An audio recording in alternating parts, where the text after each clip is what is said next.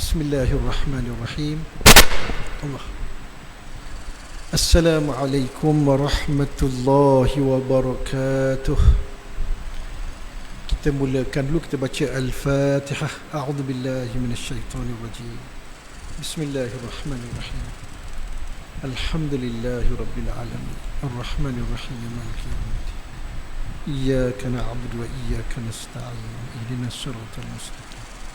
Siratal ladzina an'amta 'alaihim. Alhamdulillahi hamdan katsiran tayyiban mubarakan fihi. Ya Rabbana lakal hamdu kama yanbaghi li jalali wajhika wa 'azimi sultanik.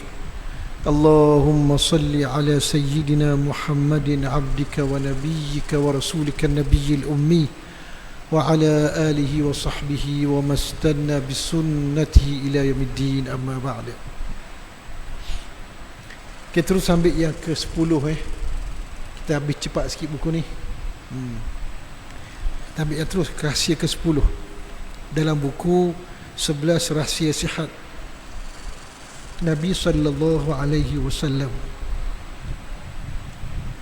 Jadi di antara prinsipnya kalau nak sihat, yang ke-10 menjauhi larangan Allah Subhanahu wa taala. Maknanya apa dia?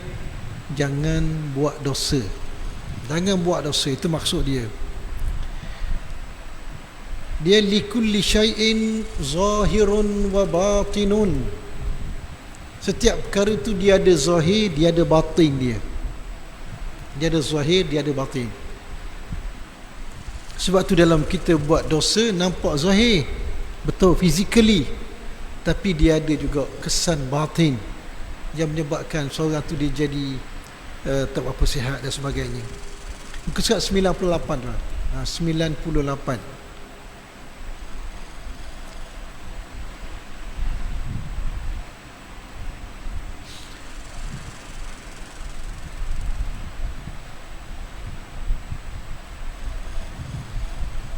Baik. Allah Subhanahu wa taala tidak menyuruh melakukan sesuatu atau melarangnya melainkan untuk kebaikan manusia itu sendiri. Sebagaimana yang terkandung dalam prinsip syariah, suruhan dan larangan Allah Subhanahu wa taala adalah untuk menjaga 5 asas utama, itu agama, nyawa, akal, keturunan dan harta benda. Tuan-tuan rahmati Allah sekalian, sebab itulah kita kena faham baik-baik. Bila Allah perintah sesuatu, Allah buat sesuatu, bukan untuk Allah. Bukan untuk Allah. Tapi untuk siapa? Untuk makhluk. Untuk kebaikan makhluk. Macam kita perhati secara umum lah. Contoh macam Allah buat langit. Bukan untuk Allah, untuk makhluk. Allah buat bumi. Untuk apa tu? Siapa? Untuk makhluk. Allah buat udara untuk makhluk. Semua sekali. Allah buat hujan, bukan untuk Allah, untuk makhluk. Allah tak berhajat pun. Sebab tu bila Allah perintah sesuatu, bukan untuk kebaikan Allah, untuk kebaikan makhluk, untuk kebaikan kita semua sekali. Itu kena faham baik-baik. Sebab tu bila orang buat dosa maksiat, Allah marah sangat. Allah marah. Allah buat semua untuk makhluk, tiba-tiba buat dosa maksiat ni, kalau bahasa kita, lawan Allah. Maksudlah begitulah, lawan Allah. Sebab tu kalau orang kafir mati kafir, Allah tak maaf dah. Allah tak maaf, kena azab selama-lamanya. Na'udzubillah min zalik. Tapi bagi orang yang beriman, Allah, kita minta dengan Allah biar kita mati baik, insya-Allah lah. Bagi orang mukmin, dia kaedah dia. Bagi orang mukmin yang sempurna imannya, sempurna iman dia panggil. Maknanya sempurna iman, kalau dibuat dosa cepat-cepat bertaubat kepada Allah, insya-Allah orang ni dia panggil bila mati dia akan ke syurga Allah, ke syurga. Tapi kalau orang itu dia ada iman tapi tak buat perintah Allah, maka dia tidak akan kekal dalam neraka, sebagaimana disebut oleh para ulama. Baik.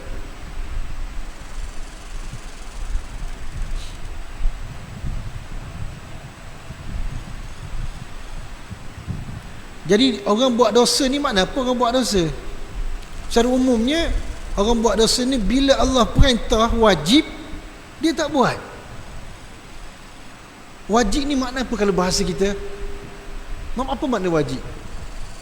Wajib ni maknanya yang mesti buat. Kalau tak buat dosa, ataupun mungkin dosa besar.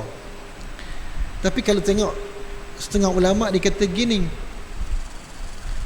dia kata apa dia, orang buat dosa ni maknanya wajib, Allah paksa buat. Masa mudah Allah paksa buat, tiba-tiba tak buat. Allahu Akbar. Apa makna dia? Begitu juga bila Allah perintah jangan buat, Allah paksa jangan buat, tiba-tiba buat juga. Allah nak kenalah, na'udzubillah min zalik.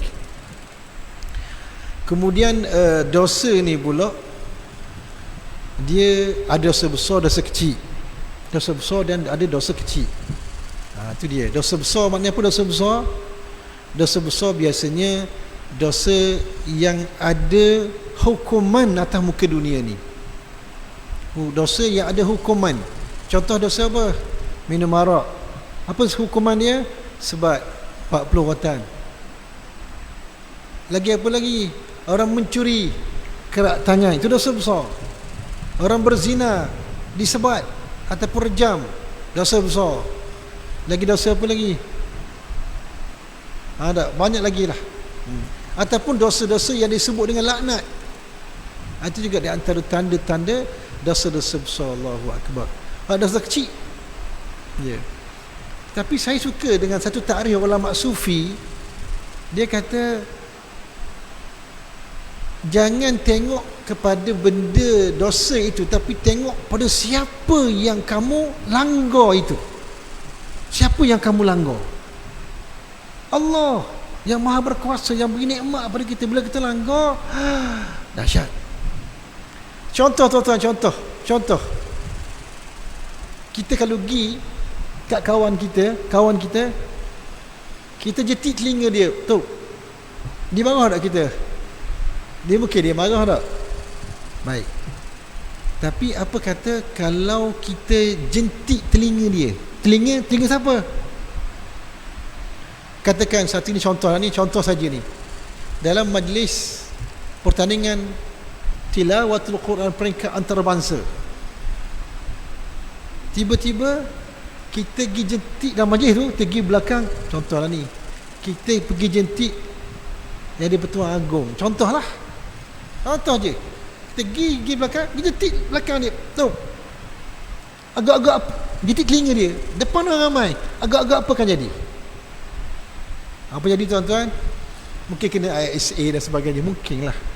Sebab tu tuan-tuan, kata para ulama, kita kalau buat durhaka, jangan tengok benda sangat, tapi tengok kepada siapa yang kita durhaka. Allah Subhanahu Wa Taala. Na'udzubillah min zalik. Baik, itu yang kedua. Saya nak sebut juga, setiap dosa yang kita buat, apa-apa dosa sekali pun, mesti dia ada kaitan dengan syaitan. Mesti ada kaitan dengan syaitan. Semua maksiat yang kita buat mesti ada kaitan dengan syaitan. Jadi macam mana cara kita nak lawan dengan syaitan ni? Sebelum tu dalam tubuh kita ni kata para ulama, dia ada 3 unsur. Satu dipanggil ilham malaikat. Ilham malaikat dia panggil.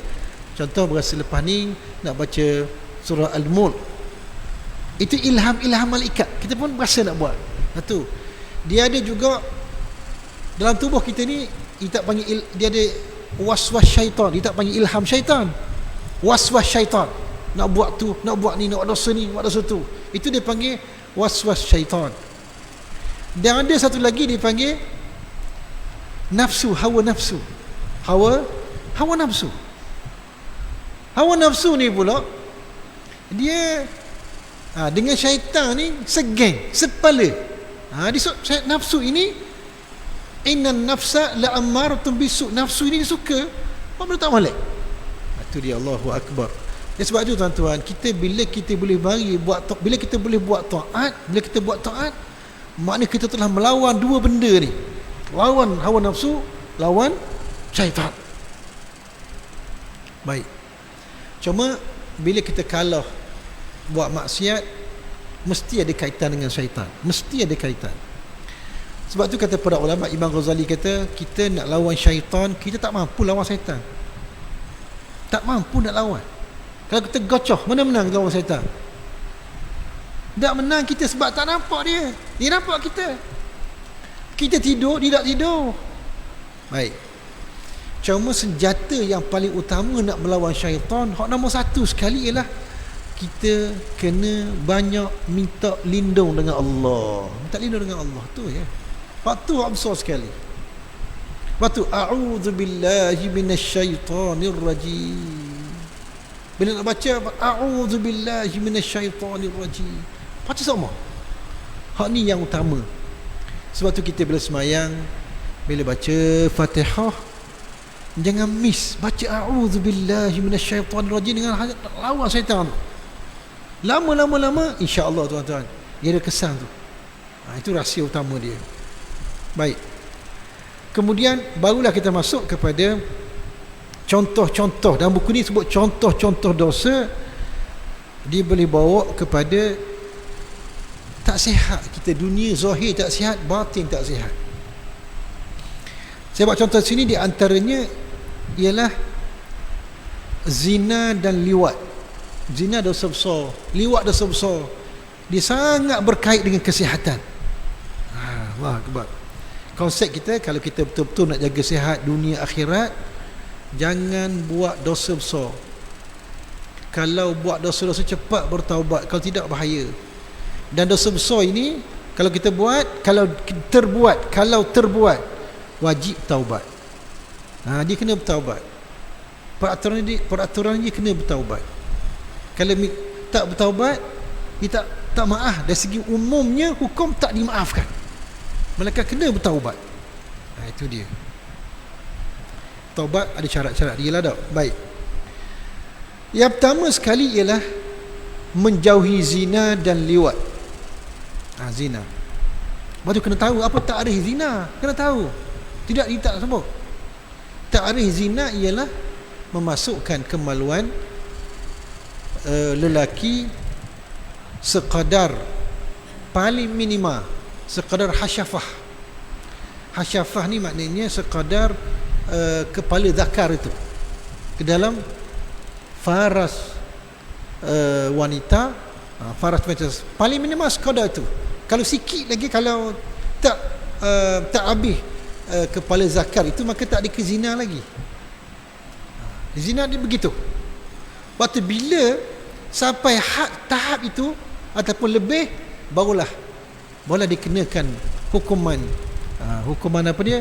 Hukuman rejam ataupun hukuman sebat. Kalau tidak, tak cukup syarat dia. Tak cukup. Baik. Zina adalah persetubuhan yang ditegakkan oleh syarak berdasarkan dalil-dalil pengharaman, ya Allah. Juga kerana akibat buruk terhadap pelakunya, sehingga dalam sebuah hadis yang diriwayatkan daripada Ibnu Umar radhiyallahu anhu,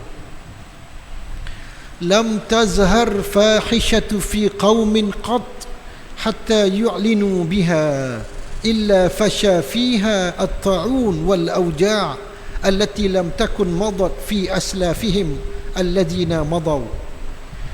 Tidak nyata pelakuan zina sesuatu kaum sehinggalah mereka melakukan secara terang-terangan, melainkan Allah akan menurunkan penyakit ta'un dan penyakit-penyakit lain yang tidak pernah berlaku sebelum ini. Ini Nabi telah menjelaskan. Mana antara ni, bila zina ini, kalau orang buat senyap-senyap, bala pada diri dia saja.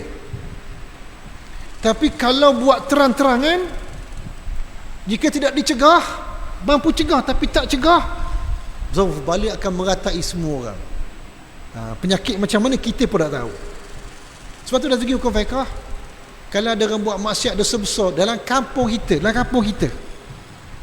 dosa besar, kita tahu dan kita mampu cegah, tapi kita tak cegah, dia dosa besar. Kita yang tahu, yang tengok, tak ambil tindakan, kita pun dosa besar juga, kata para ulama. Berat. Kecuali kalau tak mampu, atau tak apa. Berat juga, sebab tu tak boleh biar. Allahu Rabbi. Satu, sebab itu dia biasa gini kaedah dia. Kalau seorang tu dia buat dosa besar, buat dosa apa-apa, kalau cepat-cepat dia bertaubat, Allah tutup dulu. Kemudian dia buat lagi, biasanya Allah tutup lagi. Tapi bila dah buat dosa sampai dia meremehkan dosa tu ataupun dipandang remeh, biasanya Allah akan buka dosa tersebut. Bila buka, biasanya orang ni akan ditangkap, biasanya akan dikenakan hukuman. Biasa begitu, ini kaedah. Mungkin sekali, dua, tiga kali. Sekali buat biasanya jarang orang kena tangkap, jarang. Dua kali pun jarang. Tapi bila dah biasa dah, Allah buka, zuk, akan ditangkap dan dia akan kena hukuman. Biasa begitu. Sebab tu pernah berlaku zaman Sayyidina Umar Al-Khattab radhiyallahu anhu. Sayyidina Umar, ada seorang tu dia kena tangkap sebab dosa-dosa yang dia buat, Lepas tu dia mengadu ke Sayyidina Umar, ya Umar, maaflah saya. Sebab apa maaf? Ini baru pertama kali saya buat. Maaflah saya. Ini baru pertama kali dosa saya buat. Sayyidina Umar kata apa? Cih, pelawakmu. Sayyidina Umar sebut gitu. Sebab ini kaedah. Sayyidina Umar kata apa? Ni bukan sekali dua ni mungkin 7-8 kali dah membuat ni. Mungkin 7-8 kali dah membuat. Sebab Allah buka dah untuk kamu ni. Terkejut dia. Lepas tu dia berkata, ya Umar, betul sungguh ya Umar, bukan 7 kali, ini kali ke-40 saya buat ni. Kali ke berapa? Kali ke-40 dah. Bila Allah buka, kena. Biasa begitu. Sebab tu dari segi fiqh, kalau seorang itu ditangkap berzina contohnya, ini bukan kali pertama kali ni. Biasanya bukan pertama kali dia buat. Maknanya lebih daripada sekali dah. Begitu, biasa begitu.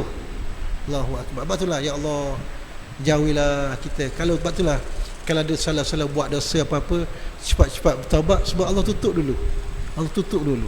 Tapi bila dah kita mengelehkan, meremehkan, Allah buka. Bila Allah buka, habis. Kena hukuman, viral dan sebagainya. Na'udzubillah min zalik. Allahu Akbar. Gitu dah. Ini kaedah dia. Dia termasuk juga dalam bab ini, dalam bab zina ini ialah termasuk dosa besar, ialah jima' isteri ketika haid. Sama juga, dosa besar. Jima' isteri ketika haid. Cuma dia tak ada lah kena had apa-apa. Dia tak ada, cuma dosa besar dia panggil. Na'udzubillah. Dan dia bila dosa besar, dia bahaya dari sudut dari sudut kesihatan zahir dan batin. Batin. Sebab itu wallahu alam, kalau macam kita perhati, minta maaf kita perhati orang Yahudi dia melampau doa lalu. Kalau isteri haid, anggapan dia ni kotor, tak boleh tidur sama, tak boleh makan sama, isteri duduk khemah luar. Salah begitu. Satu. Orang Kristian pula melampau doa lalu. Isteri haid tak haid, gomor semacam. Ada orang Kristian. Tapi Islam mengajar satu konsep yang sangat istimewa. Isteri haid pun dia orang sama, boleh buat apa saja kecuali jima' je tak boleh. Allahu Akbar. Sebab tu bila Aisyah cerita ketika dia haid, Nabi duduk atas riba dia, dan Nabi baca Quran pun. Nampak tak? Kata Ummu Salamah, kami tidur satu selimut dengan Rasulullah sedangkan saya haid. Allah, mulianya peraturan agama, ya Allah. Sungguhlah Islam. Sebab itulah kita kena syukur pada Allah dengan peraturan Islam yang sangat istimewa. Sebab Allah buat apa-apa, perintah apa-apa untuk kebaikan manusia tu je. Allah tak ada kepentingan. apa-apa pun. Allahu Akbar. Sebab itu dalam bab ini tengok, bila mari HIV dululah, HIV sebenarnya sampai sekarang pun orang tak tahu HIV ni punca penyakit mari dari mana-mana. Orang tak tahu secara tepat, tak tahu. Cuma teori katanya daripada monyet. Monyet yang bawa teori.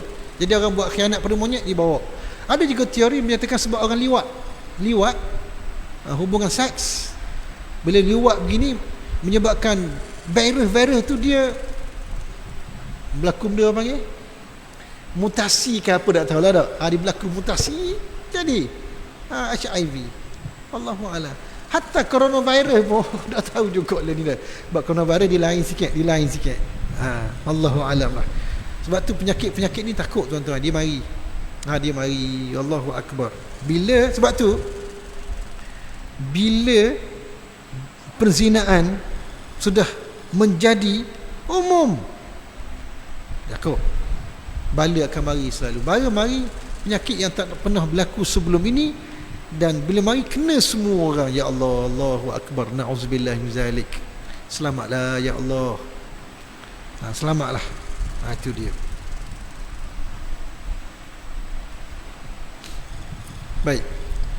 Seterusnya, perbuatan liwat pula dilarang lebih keras, sebagaimana yang diriwayatkan daripada Ibnu Abbas radhiyallahu anhu. La'anallahu man amila amala qaumi Lut. La'anallahu man amila amala qaumi Lut. La'anallahu man amila amala qaumi Lut. 3 kali Nabi ulang ni. Allah melaknat orang yang melakukan amalan kaum Lut. Allah melaknat orang yang melakukan amalan kaum Lut. Allah melaknat orang yang melakukan amalan kaum Lut. Allahu Rabbi subhanahu dahsyat. Ada. Maksudlah bila buat dosa-dosa ni dia bahaya selalu. Sebab itulah kalau terbuat salah ke taubat sungguh-sungguh. Takut bala mari dan seumpama taubat. Itu dia.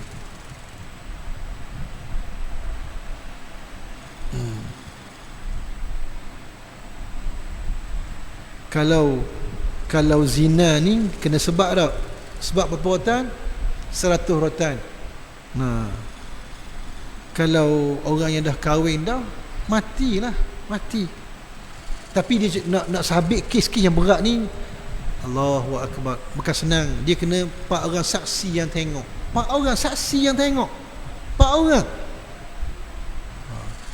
Zaman Sayyidina Umar radhiyallahu anhu pernah dia tengok orang berzina, tak tahulah ada sahabat tu, tapi 3 orang je mari ngadu ke Sayyidina Umar. Dia kata dia tengok orang ni berzina. Maka Sayyidina Umar kata, mu tarik ke tak? Tak tarik sebab 80 rotan seorang. Azaf 80 rotan. Tapi ada setengah pendapat dia kata dia gini. Ada sahabat dia kahwin senyap-senyap. Zaman Sayyidina Umar buat syarat dah. Kahwin kena isytihar. Ada seorang sahabat tu, dia kahwin tapi kahwin senyap. Jadi orang tak tahu. Tiba-tiba orang puan masuk rumah dia. Jadi ingat ke siapa dia? Maka dia pergi skodan ke apa rupanya. Sebab dia nak khabar tak khabar kau orang. Kahwin di Thailand ke senyap, orang tak tahu, tiba-tiba ada. Mungkinlah, wallahu a'lam lah. Ada juga ulama sebut begitu dah. Kita baca tulisan mereka, wallahu a'lam. Itu dia. Jadi ini jelas zina, liwat zahirnya memang bahaya, kesihatan bahaya. Tambah-tambah HIV, penyakit-penyakit tu Allah. Satu lagi tuan-tuan, macam jima isteri ketika haid. Dosa besar satu je, betul. Sebab itu Allah sebut yas'alunaka 'anil mahid qul huwa adhan. Allah menyebut, mereka bertanya kepadamu hukum jima ketika isteri haid. Maka Allah menyatakan huwa azan. Azan ni di mudhara' umum. Kalimah kalau isim yang nakirah maknanya merupakan Mudarat ni, azan ni penyakit yang umum. Tak tahu penyakit apa, tak tahu akan datang. Mungkin bahaya kepada lelaki, mungkin bahaya kepada perempuan, dan mungkin bahaya pada keturunan. Bahaya keturunan, wallahu a'lam. Sebab tu kita nampak ramai orang kadang-kadang keturunan dia ada cacat sini. Kita tak tahu apa sebenarnya. Mungkin pernah berlaku keturunan dia, kita tak tahu, kita tak kata apa-apa, tapi kemungkinan. Sebab Allah dah sebut azan mudarat, dan mudarat betul umum, dia merangkumi mudarat mungkin pada suami, mungkin mudarat pada isteri, dan mungkin mudarat pada keturunan. Kita tak tahu. Allahu akbar. Sebab tu kita diajar, kata para ulama, dia kalau dosa-dosa besar, 7 keturunan ni dia menurun lagi tu, kesan tu ada. Kesan dosa tu dia ada. Kesan macam mana kita tak tahu. Tak tahu Allah, tapi ada hadis. Cuma sebab itulah kita bila nak kahwin, kabarkan anak cucu. Ada ni tua-tua belakang dah. Kabarkan anak cucu bila nak kahwin. Kita tak tahu keturunan dia, keturunan apa dak bawah atas tu. Keturunan mak kilau ke, keturunan penyamun ke, umpamanya. Moleknya bila dia semayang bersama isteri, semayang tu, semayang sunat tu, doa pada Allah, ya Allah, minta dengan Allah supaya apa dia, seolah-olah macam nak memulakan keturunan baru. Boleh? Ya Allah, saya tak tahu keturunan saya macam mana. Boleh ya Allah, doalah, berilah ya Allah, saya nak mulakan keturunan baru ni. Boleh, insya-Allah lah, kalau Allah makbul, rezeki kita lah, insya-Allah tuan-tuan. Insya-Allah baik. Yang kedua, di antara bahaya ni, semua orang sepakat, ni doktor dunia, doktor akhirat, semua sepakat bahaya belaka dari segi kesihatan minum arak. Minum arak. Tak ada orang kata minum arak baik, tak ada. Jadi dosa besar. Allahu akbar. Arak adalah minuman yang memabukkan, yang diharamkan syarak. Nabi sallallahu alaihi wasallam bersabda dalam hadis yang diriwayatkan daripada Abdullah bin Yasar radhiyallahu anhu, salasatun la yanzurullahu ilaihim yaumal qiyamati al-aaqu liwalidayhi wa mudminul khamri. 3 perkara Allah Subhanahu wa taala tidak akan melihat dengan pandangan rahmat pada hari kiamat. Allahu akbar. Allah tak pandang rahmat, maknanya kalau di akhirat seolah-olah macam tak ada, dia ni tidak dapat pertolongan Allah di hari kiamat. Dahsyat. Adalah orang yang mendurhaka ibu bapa dan orang yang ketagih arak. Cuma hadis ni disebut 2 je, dia 3, tapi nak fokus kepada arak.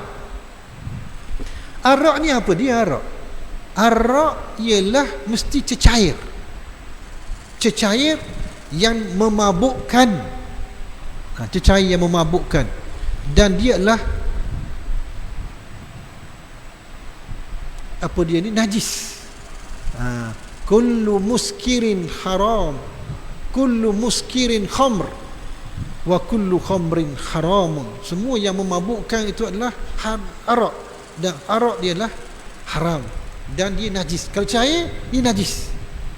Najis. Dah orang tanya pula kita, dah pay khayal ke mana pula? Dia arak juga ke? Pay khayal ni lebih teruk pada arak tau. Lebih teruk lagi. Tapi dia tak najis. Dia tak najis, cuma hukumnya dikias kepada arak juga. Cuma dia tak najis. Mana kalau kita buat pay, contohlah, pay 1/2 kilo lah paket, contoh sah semayang, dia tak najis. Tapi arak wajib kena basuh. Itu dia. Dalam hadis yang lain, baginda sallallahu alaihi wasallam menjelaskan tentang keburukan arak, sebagaimana diriwayatkan daripada Abi Darda radhiyallahu anhu, la tashrabil khamr, la tashrab al khamra fa innaha miftahu kulli syarr. Jangan minum arak, fa innaha miftahu kulli syarr. Jangan minum arak kerana ia adalah kunci kejahatan. Allahu akbar. Dia macam sembahyang kunci segala kebaikan. Miftahus syurah. Rupanya kejahatan yang dia ada anak kunci juga. Anak kuncinya ialah Arab. Allahu Rabbi. Kita orang Islam minum arak, sabit kesalahan, saksi 2 orang, kena sebat berapa rotan? 40 rotan. Tahu. Orang kafir guna pula. Allahu Rabbi. Orang kafir dia nak minum arak, tak salah. Tak salah. Tapi hukum dalam negara Islam menyatakan orang kafir kalau nak minum secara tersembunyi di tempat-tempat khas untuk mereka. Tak apa. Boleh. Tapi kalau dia buat di tempat yang umum, yang mendorong orang, dia kena takzir, boleh kenakan hukuman, boleh dikenakan hukuman. Dan negara kita dibuat peraturan baru dah ni kan. Tak boleh minum arak dan drive, memandu tak boleh. Sistem baru sekarang. Tak tahulah macam mana dah laksana ke tak lagi. Hukum jadi hukuman lah.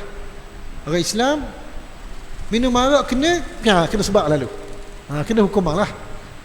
Orang kafir nak minum tempat sembunyi, tapi dalam keadaan mabuknya dia tidak boleh memandu peraturan kita lah, negara kita sekarang.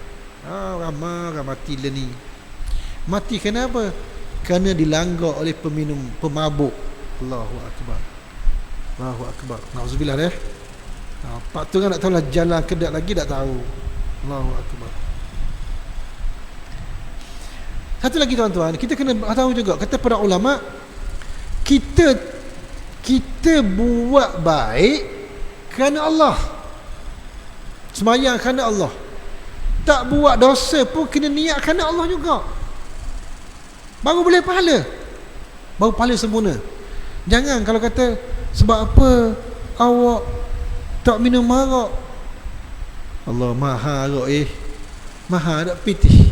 Contohnya tak boleh. Dia kena niat. Tak buat pun kerana Allah, buat pun kerana Allah. Contohnya kita sembahyang kerana Allah.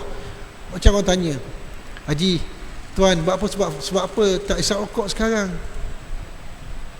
Jawab mana? Doktor nasihat paru-paru. Doktor nasihat sebab paru-paru dah tak bagus. Jadi dia berhenti tu kerana apa? Kerana doktor, kerana Allah. Tak betul lah segi agama dia tu, tak molek lagi. Sebab tu tuan-tuan, kita tak buat dosa, kita niat, ya Allah, saya tak buat maksiat ni kerana-Mu ya Allah. Tak wakar benda haram sebab kerana Allah. Baru dapat pahala sempurna. Allahu Akbar. Allahu Rabbi subhanallah. Baik. Itu yang kedua.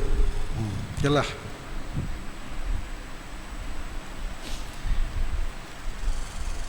Dia hukuman, cerita bab hukuman dalam Islam dia ada 2. Satu hukuman syar'iyah.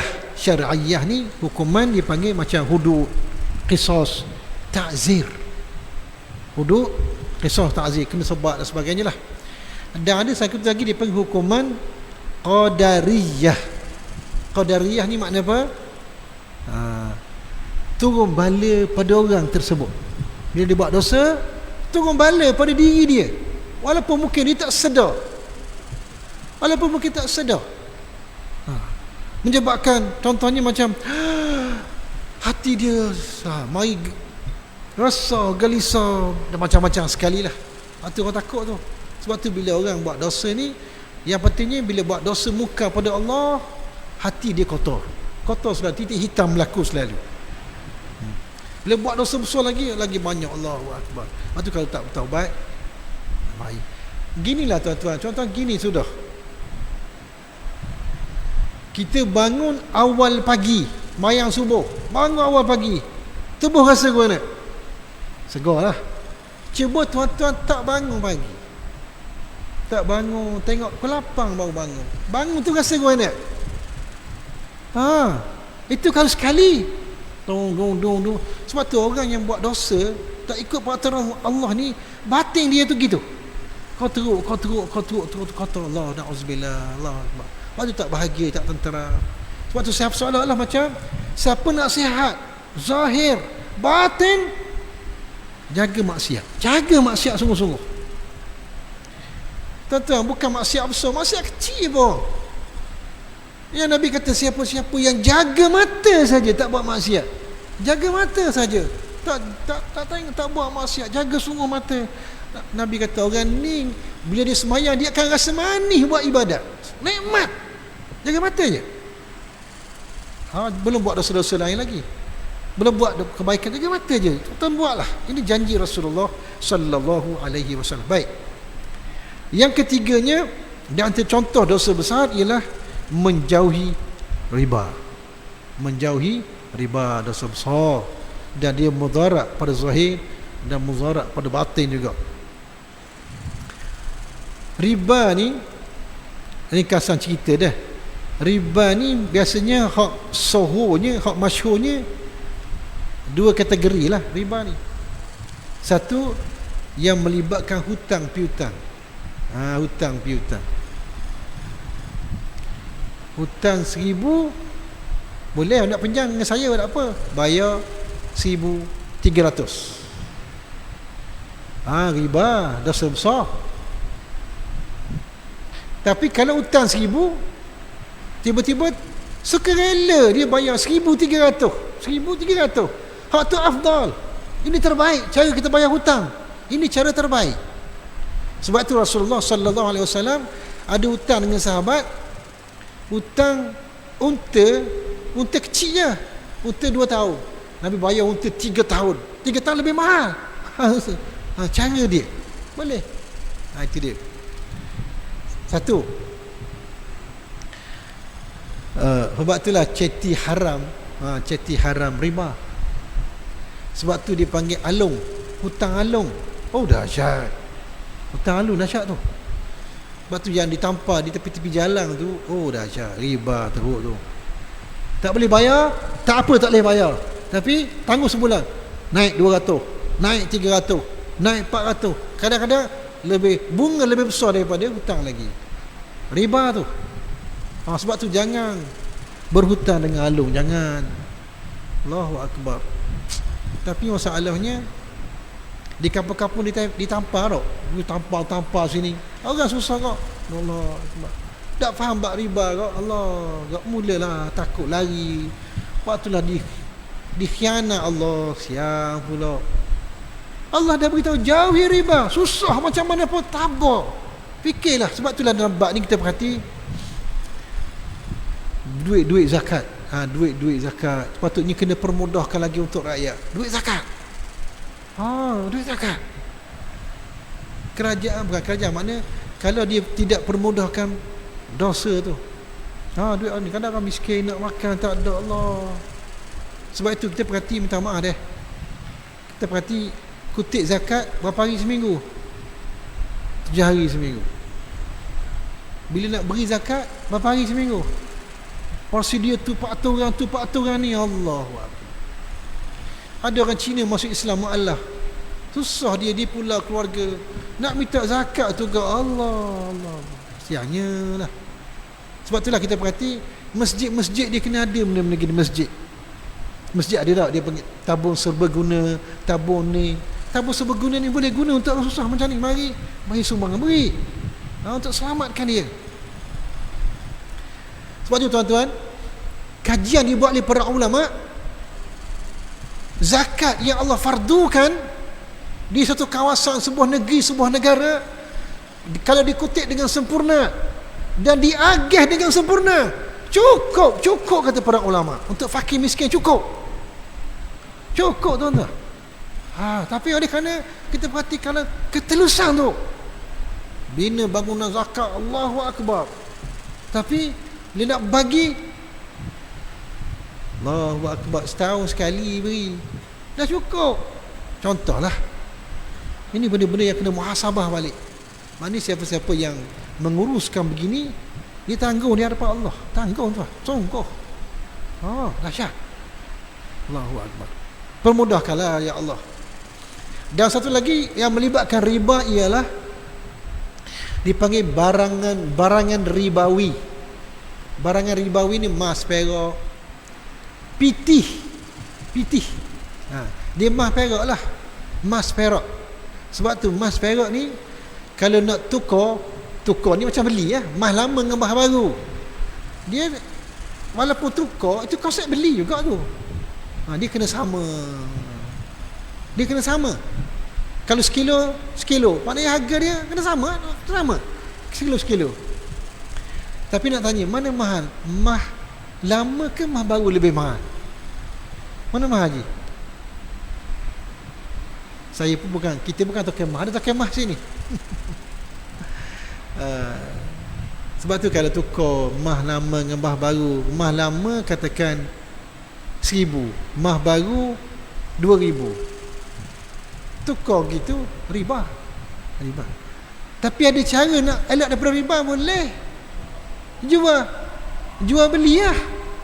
Kita jual dulu emas lama 1,000, ambil duit lu 1,000. Gitu. Emas baru nak beli pula 2,000. Gitu tak apa. Dia dah akad sesa. Tukar tak boleh. Allahu akbar. Jagalah benda ni. Satu lagi tuan-tuan, dia molek bila jual emas ni, dia cash by cash. Itu afdal sekali. Cuma ada pendapat mutaakhirin ulama, nak tutup ni, boleh juga kalau kita nak beli cash by ansuran, boleh juga. Emas beli benda cicing semua ansuran. Ini ulama mutaakhirin, mereka kias kepada, sebab dia kata cicing ni dah bertukar jadi barangan komoditi, barang biasa dah. Kalau nak pakai ni pun tak apalah. Lepas tu tengok ada kampung dia beli emas 5,000 bayar ansuran. Ikut kaedah asal tak boleh, tapi ulama mutaakhirin kata boleh. Pakai tak apalah, pakai pendapat tu. InsyaAllah kita sambung lagi, panjang umur akan datang bab lagi dosa-dosa ni lagi. Wallahu alam bissawab. Bismillahirrahmanirrahim. Alhamdulillahirabbil alamin wassalatu wassalamu ala rasulillahil karim wa ala alihi washabbihi ajmain. Allahumma faqihna fid din wa 'allimna at-ta'wil wa hdina siratal mustaqim. Wa sallallahu ala sayyidina Muhammad wa ala alihi wa sahbihi wa baraka wa sallam. Walhamdulillahirabbil alamin. Taqabbalallah.